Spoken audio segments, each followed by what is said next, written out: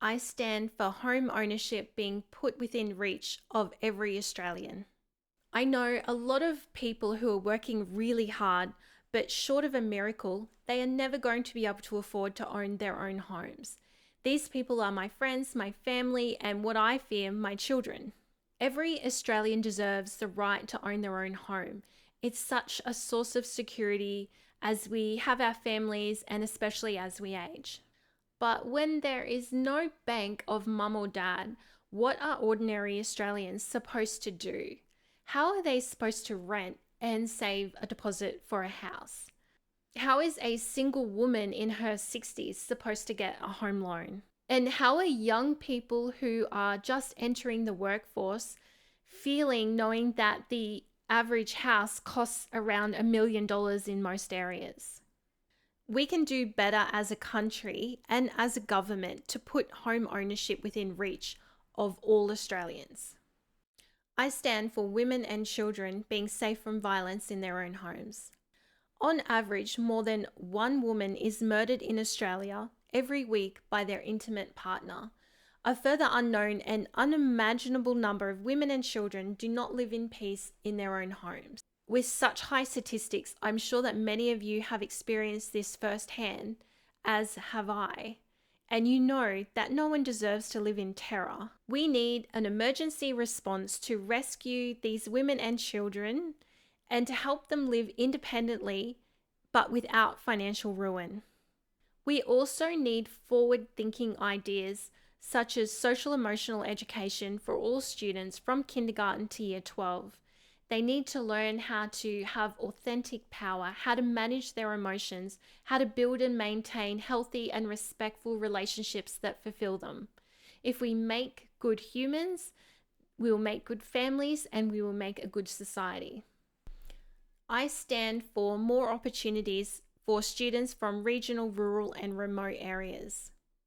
As a teacher, I see firsthand some of the problems that young people from the country face when they want to go and get a university education or a trade. Most people from the country that want to go to university need to move away from home, but they are not entitled to youth allowance because the cutoff for the combined family income that entitles someone to the full rate of youth allowance is $63,000 per year, combined taxable income. That is just crazy. Despite earning over the $63,000, they really struggle to afford to pay the rent for their child in the area that they're going to university. Instead of wiping 20% off HECS debts to the tune of about $16 billion like the government is proposing if they win the election, how about building accommodation for students from the country to be able to attend university? And they can rent it out at a subsidized rate. It's a government asset. It's a win-win situation. I see many barriers facing young people that want to leave school to get a trade. We need more tradies, right? Many kids from the country can't travel a couple of hours to their nearest TAFE because they don't have their license yet, or if they do have a small TAFE in their area, it might not offer the course that they want to do. Our country would benefit from having many more people take up trades, and yet we're making it really hard for kids from the country to do this. I stand for stopping the government from wasting your money. With the cost of living crisis, Australian families have become so savvy at managing our household budgets, yet our government is not doing the same. We see many examples of the government just throwing money at things to get votes. Government projects that have blown out enormously, just so far beyond what they were budgeted at. And of course, politicians and all their entitlements. We're paying for things for them that we would just put our hand in our own pocket and pay for ourselves if we were in the same position. It is our money that they are spending, and we have a right to make sure that they are spending it sensibly and that we're getting some kind of cost-effective benefit out of what they're doing. I stand for holding the major parties to account. People are not supporting the major parties the way that they used to. The truth is, every year they're becoming less and less popular, but power has been concentrated in the hands of these established parties for a really long time. That is why it's important to have a truly independent person in Parliament, in the House of Review, to scrutinise what these parties are doing and to make them accountable to all Australians.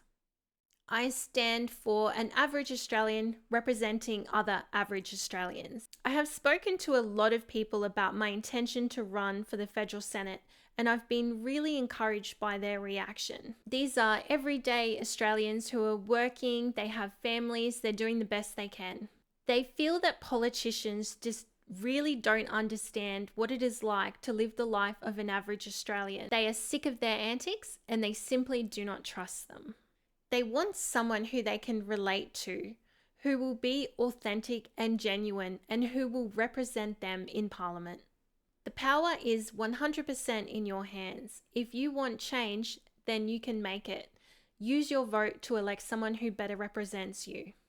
If you would like to know about a particular topic, please reach out. All my details are in the show notes below. I'd love to hear from you. If you would like to support me as a candidate running in the federal election for the New South Wales Senate, you can go to my website, theaveragewoman.org. I really need your support, so please like, share, subscribe to my videos, and go to my website to find out how you can support me. I'm attempting to be elected as a 100% totally independent candidate running a pretty much no-cost campaign. So if you want to show that an average Australian can really get elected to federal parliament, then please jump on board. Thank you for joining me. Bye for now.